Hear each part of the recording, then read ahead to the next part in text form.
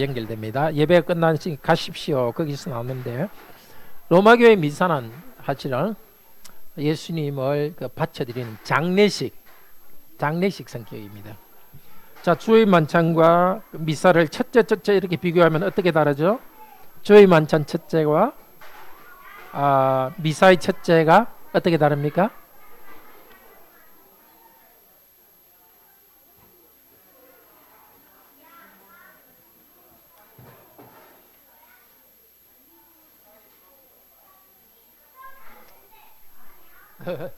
세미자매님 한번 말씀 보시죠.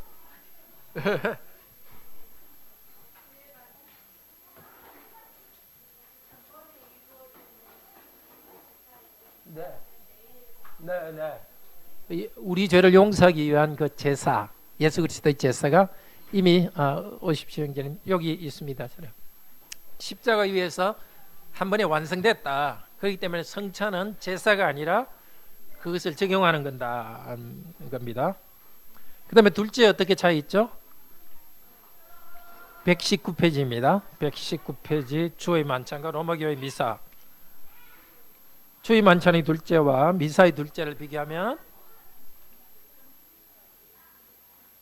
경미자매님 어떻게?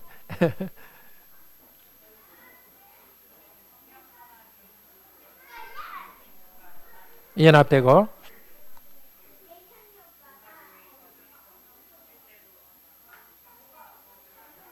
물질. 네, 맞습니다. 예. 다르게 말해서 그리스도는 어디에 계시며 어떻게 연합되는가? 로마교는 빵과 포도주 안에 그리스도가 계시고 물질적으로 빵과 포도주를 먹을 때에 그리스도와 연합된다 하고, 우리는 그리스도의 몸은 하늘에 있기 때문에 그리스도와 연합은 성령님을 통해서 연합된다 합니다. 상당히 중요한 게 성령님의 역할에 대해서 고백하느냐 안 하느냐의 차이입니다.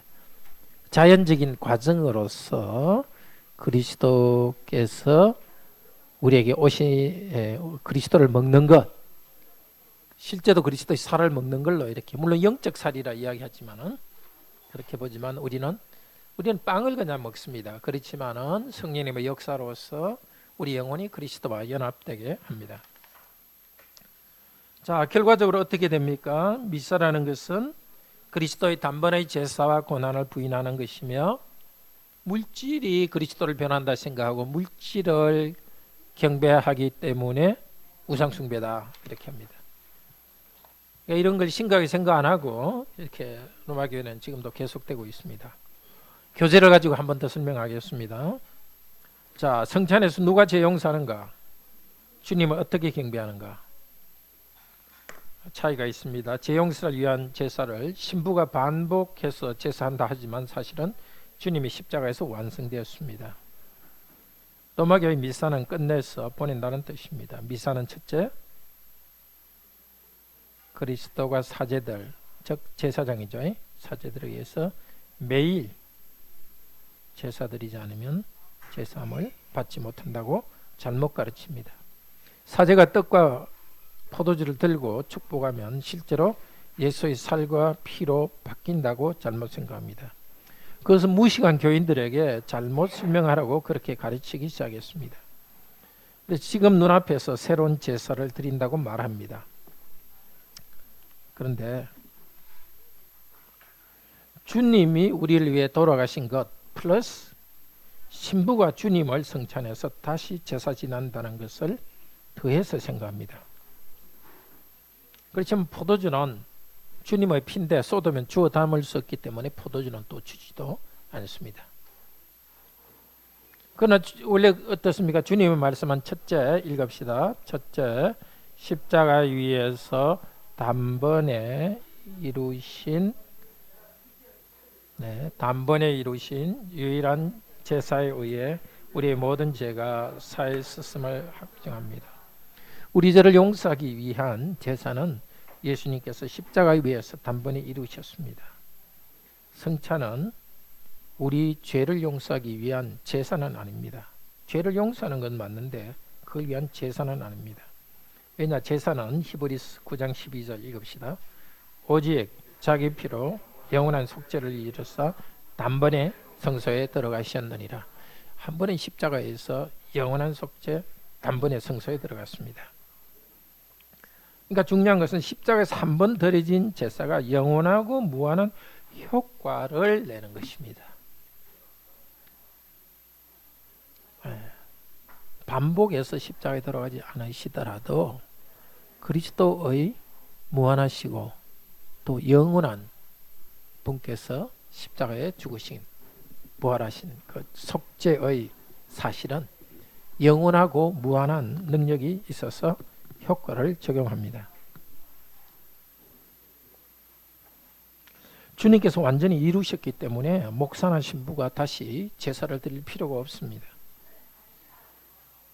그리스도의 십자가의 제사를 믿음으로 바라보는 성도에게는 성령께서 죄 용서의 효과를 반복적으로 적용해 주십니다. 성령께서 하시는 일이 적용이죠. 성부 하나님께서 우리의 구원을 위한 걸 계획하시고 성자 하나님께서 행위로 이루시고 성령 하나님께서는 그리스도께서 하신 것을 우리에게 적용합니다. 그러니까 성령 하나님의 역할이 아주 중요합니다. 고린도전서 12장 3절은 과라원에는 성령입니다. 성령. 우리가 한 성령을 마시게 하셨느니라. 한 성령님 안에서. 혹시 뭐 칸난에 잘 모르는 게 있어요? 적용. 바로 이 적용.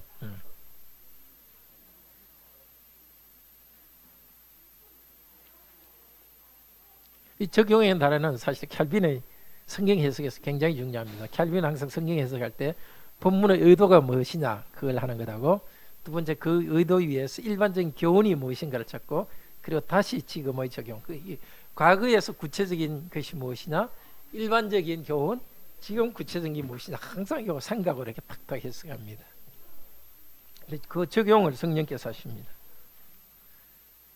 말씀의 적용도 그렇고 성찬에서 우리가 그리스도의 은혜를 받는 것도 성령께서 하십니다. 그래서 우리 은혜의 수단 이야기할 때 성령님은 제가 뭐에 비유했는지 생각나세요? 택배 직원으로 제가 좀 죄송하지만 그렇게 비유했습니다. 천국의 보물창고 예수께서 하신 것을 우리한테 끊임없이 배달해 주시는 택배 직원과 같은 분이십니다. 그래서 성찬에서는 예수님이 다시 죽고 우리가 제사하는 슬픔의 장소가 아닙니다. 십자가의 제사의 결과로 죄 용서의 축복을 받고 죄 용서해 주신 주님과 먹고 마시고 화라원에 즐거워합니다. 그 주님께 감사합니다. 성찬은 제사가 아니라 왕의 아들의 즐거운 혼인잔치입니다. 물론 우리 죄에 대한 슬픔은 있죠. 지금 죄에 대한 슬픔이 있자마자 바로 우리 주님께서 십자가에서 용서하신 그것 때문에 즐거워합니다. 있자마자 그걸 잘 기억하십시오. 내가 죄에 대한 무거운 짐을 지고 고통해야 큰 죄를 지었으니까 최소한 일주일 동안은 고통한 다음에 그 다음에 용서해주고 이런 것이 아니라 정말 진심으로 주님께 슬퍼하는 마음으로 회개할 때는 바로 그 순간 용서해 주시는 그 은혜가 성찬에서 우리가 있습니다. 원래 유월절은 피가 있는 식사의 잔치였죠.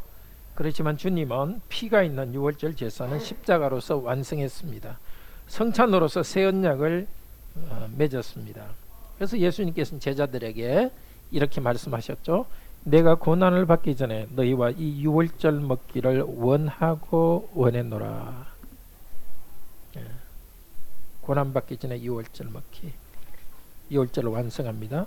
성찬의 기쁜 잔치는 주님 재림하신 후에 영원한 나라에서 어린 양의 혼인 잔치로 완성될 것입니다. 주님의 몸에 대해서 이제 두 번째 차이가 있습니다. 몸은 떡과 포도주 안에 있지 않고 하늘에 계십니다.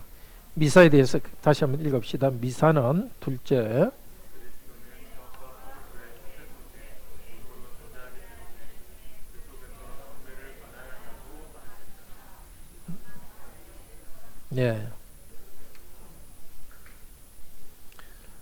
우상 숭배가 되는 거죠. 떡이 주님의 몸으로 변한다고 믿으니까 주님을 경배하기 위해서 떡을 보고 절하니까 우상 숭배입니다. 주의 만찬은 어때요? 읽읍시다. 주의 만찬은 둘째,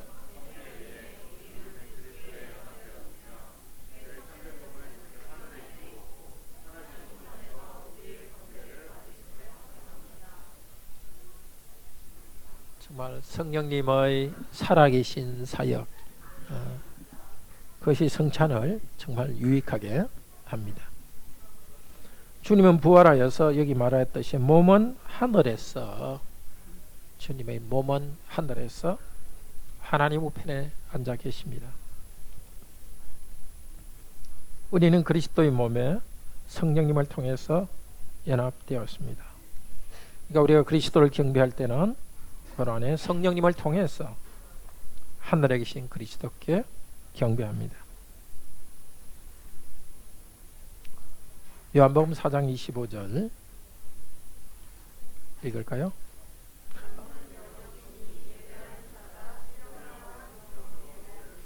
네. 안나 잘 쓰고 있어요? 한 잘 메꾸고 있어? 야, 왜 안 해? 옆에 언니 하는 거 보고 같이 따라해. 아? 네, 16장, 요한복음 16장 13절 읽읍시다. 진리의 성령이 오시면 그가 너희를 모든 진리 가운데로 인도하시니 그가 내 영광을 내시리라.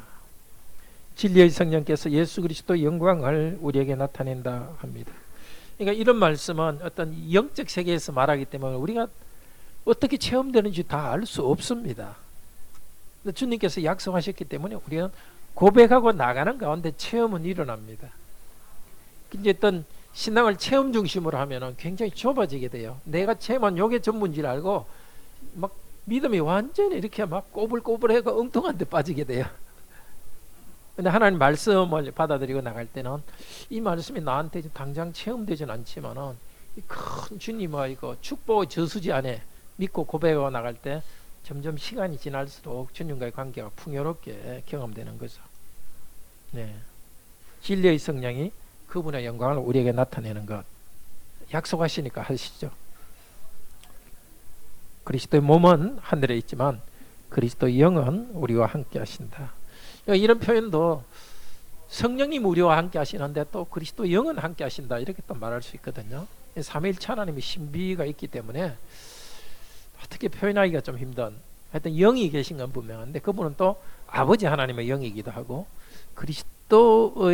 그리스도께서 영적으로 우리에게 헌신하시는, 왜냐하면 몸은 하늘에 계시지만 그분은 신이시기 때문에 온 곳에 그분의 영광과 능력이 가시기 때문에 그리스도의 그 임재는 이렇게 다 있는 거죠.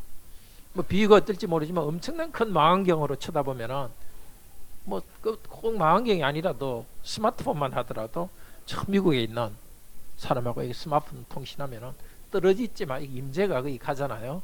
우리가 경험하는 것 중에서도 이런 거 육체가 없지만 영상으로 임재를 우리가 오는 것 비슷한 게 있는데 마찬가지로 주님의 임재는 이것보다 훨씬 큰, 훨씬 초월적인 몸은 이렇게 초월세계에 있지만은 또 그분의 능력과 임재는 우리 가운데 있고 특별히 성령께서 그분의 영과 연결합니다.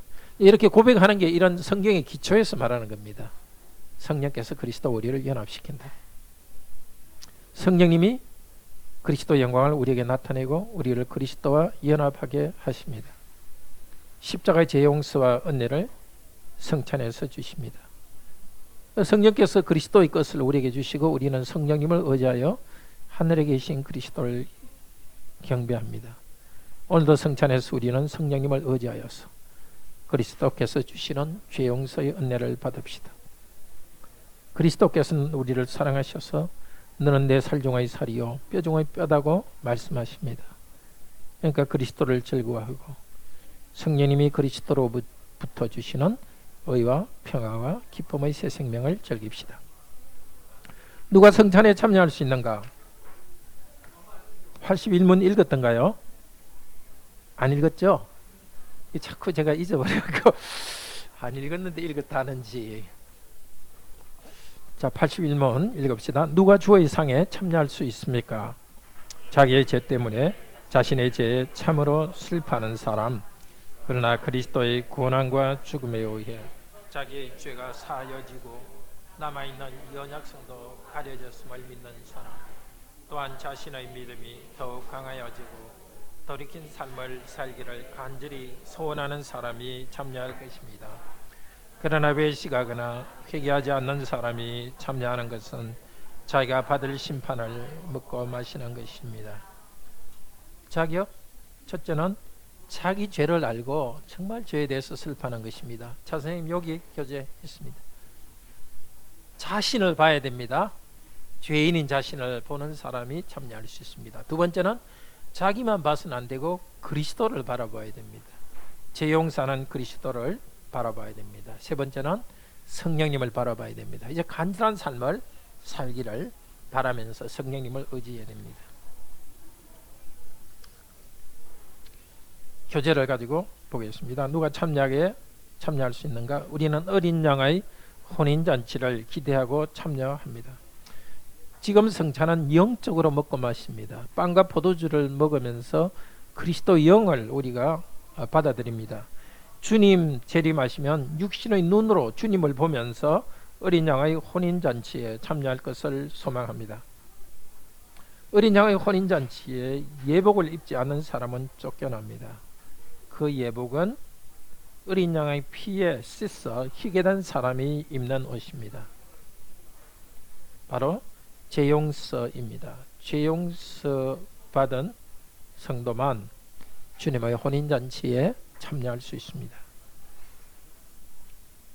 세 가지 조건: 자신의 죄 때문에 자신에 대해서 슬퍼합니다. 내가 실제로 지은 행동들 뿐만이 아니라 나의 본성이 죄악된다는 것을 알아야 됩니다. 그 때문에 슬퍼하고 죄를 미워해야 됩니다. 이렇게 바깥으로 죄는 안 짓더라도, 아주 험한 말 하지 않더라도 우리 마음에 이렇게 죄악된 충동들, 이런 것들이 이렇게 막 그 하나의 그 엉어리가 있고 이렇게 막 이렇게 자꾸 이렇게 격동하지 않습니까? 정말 우리가 그걸 원치 않지만 자연적으로 자꾸 그쪽 죄악된 경화로 가는 것. 이런 참 어쩔 수 없는 우리 자신. 우리로서는 어떻게 할 수 없고, 그건 내가 죄를 지었다고 할 수도 없는 걸 알 수 있죠. 그렇지만은 죄악된 경향이 내한테 계속 일어나는 구정물이 나오듯이, 이제 그런 자신의 이거 그야말로 죄인됨이죠. 그것을 슬퍼하면서 정말 주님의 은혜를 바랍니다. 그 다음에 두 번째는 읽읍시다. 파란색. 앞에. 그러니까 슬퍼하고 죄를 미워하는 사람은 성찬에 어떻게 생각해야 되느냐? 나는 성찬에 참여할 자격이 없는 죄인이다. 이런 생각이 있는 게 정상입니다. 성찬에 오는 사람은. 어떤 분들은 이런 생각 때문에 성찬에 안 와요. 그러면 안 되죠. 나는 자격이 없고 정말 죄인이어서 어쩔 수 없다. 그러니까 성찬에 나와야죠. 자격이 없다고 생각하면 성찬에 안 나오는 사람은 그럼 어떨 때 나오겠어요? 나는 꽤 괜찮은 사람이다. 이 생각이 있을 때 나오겠죠. 그것도 또 잘못이죠.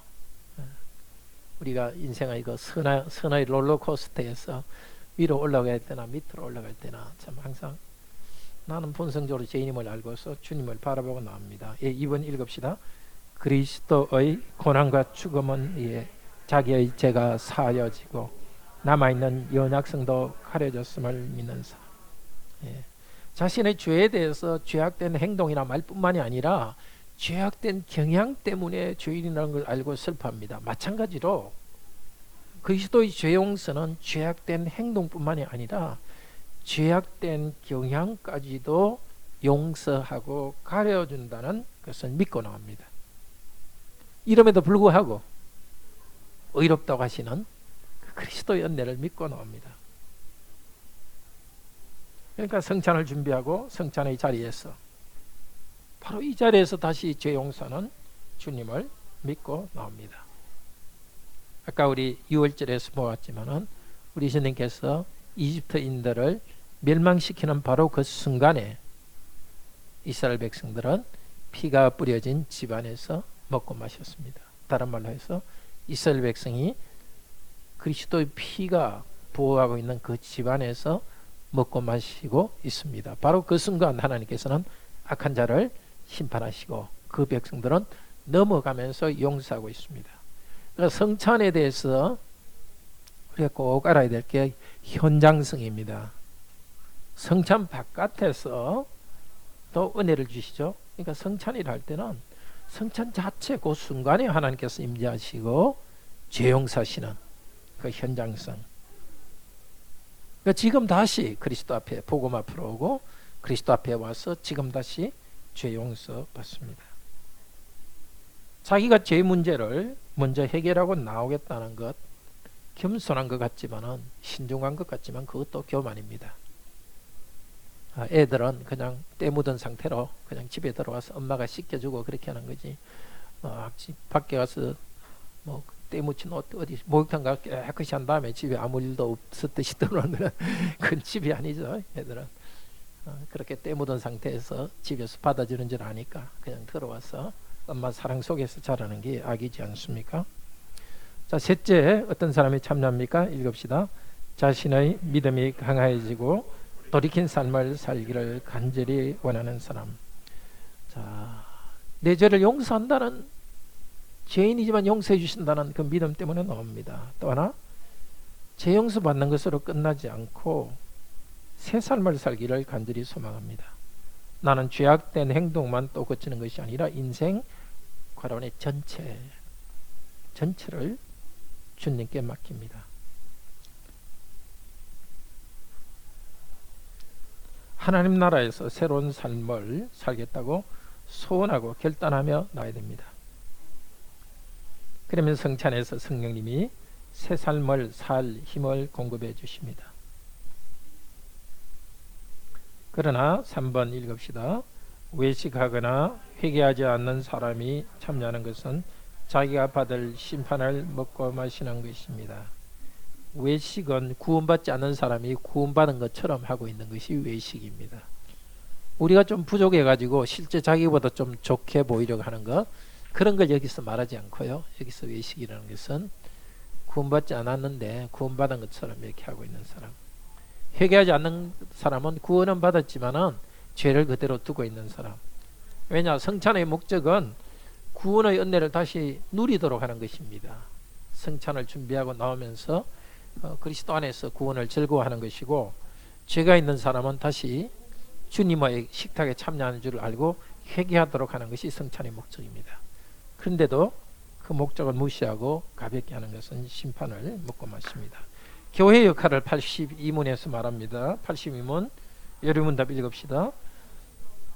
자신의 고백과 생활에서 믿지 않음과 경건치 않음을 드러낸 자에게도 이 성찬이 허용됩니까? 아닙니다. 그렇게 되면 하나님의 언약이 더럽혀져서 하나님의 진노가 모든 회중에게 내릴 것입니다. 그러므로 그리스도와 그의 사도들의 명령에 따라 그리스도의 교회는 천국의 열쇠를 사용하여 그러한 자들이 생활을 돌이킬 때까지 성찬에서 제외시킬 의무가 있습니다. 고백과 생활, 그걸 점검합니다. 고백은 그 믿음의 내용이 올바로 된 거, 삼위일체 하나님을 믿는가, 그리스도는 완전한 하나님이면서 사람인 줄 믿는가, 또 죄 용서는 행위와 전혀 관계없이 오직 믿음으로 되는가, 이런 고백들입니다. 생활이 회개하지 않는, 뭐 그리스도인이면서 뭐 2명의 아내를 가지고 뭐 있다든지, 어떤 그리스도인 사학가가 뭐 상습적으로 계속 이렇게 뭐 탈세하고 거짓말하면서 사업을 한다든지, 이제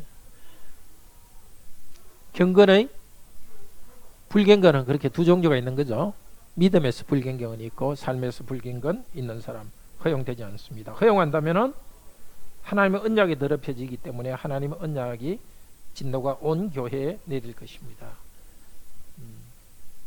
고린도전서 11장에 보면은 성찬을 가볍게 하기 때문에 너희 중에 죽는 자들도 있고 병든 자들도 있다, 그렇게 했습니다. 그리고 고린도전서 5장 11절 아마 12절일 건데, 너희는 새로운 누룩이 됐는데, 새로운 떡덩이가 됐는데 그 누룩을 그대로 둬가지고 너희의 전체 삶에 번지지 않도록 해라. 그런 일이 없도록 해라고 말씀했습니다. 하나님 진노가, 죄가 번져가고 다 번져가도 제가 또 심판이 온 백성에게 내리게 됩니다. 그러니까 성찬은 각 개인이 은혜 받지만 하나님 교회의 공적 행사입니다. 온 회중이고 공적 행사입니다. 우리가 너무 개인주의에 익숙해져 있어서 그냥 뭐 내가 교회 와가지고 뭐 내가 은혜 받고 감동적인 설교 듣고 성찬에서 뭔가 가슴이 뜨겁고 그렇게 어떤 개인적인 차원만 생각하는데, 개인적인 차원뿐만이 아니라 교회라는 공동체적인 지체의 차원이 있습니다. 그래서 교회 전체는 이 성찬을 교회 전체의 공동행사로서 그리스도 몸의 기능으로서 그것을 순결하게 지켜야 됩니다.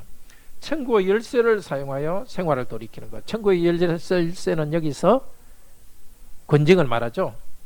권징을 해서 돌이킬 때까지 성찬에서 제외시킵니다. 성찬에서 제외시키는 목적은 징벌적인 것이 아니라 다시 들어오도록 하기 위해서입니다.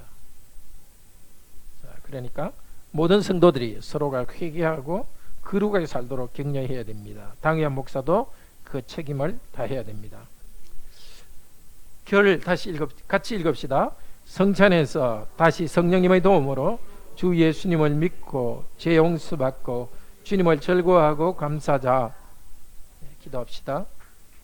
아버지 하나님 감사합니다. 성찬에서 우리 주 예수께서 영적으로 임재하시면서 몸은 하늘에 계시지만 영적으로 임재하시면서 구원의 은혜를 새롭게 주시니 감사합니다. 비록 우리가 그리스도를 눈으로 보지 못하지만은 성령님의 일하심에 의해서 하늘에 계신 그리스도와 우리가 연합되게 하셔서 감사합니다. 저희들이 바른 고백으로 성찬에 계속 참여하여서 은혜를 누리게 하소서. 성찬에 올 때마다 참 자신의 죄인됨, 죄악된 성향을 알고 슬퍼하며 나오게 하시고, 그러나 이 죄인을 덮어주시는 그 큰 은혜에 감사하면서 십자가를 붙들고 나오게 하소서. 그러나 죄짓고 회개하고 죄짓고 회개하고 그것만 반복하는 것이 아니라 더 거룩하게 살려는 굳은 결심으로 나오게 하소서. 그럴 때 그리스도의 보혈로 우리를 씻어주시고 또한 성령님의 능력으로 저희들을 선한 싸움에서 승리하게 하여 주소서. 또 이 교회가 근실하여서 성도들의 삶을 잘 돌아보고 성도들이 거룩한 삶을 살게 하시고 그 개인뿐만 아니라 우리 교회 전체가 거룩한 공동체로 성장하게 하소서. 주 예수 그리스도 이름으로 기도드립니다. 아멘. 수고하셨습니다.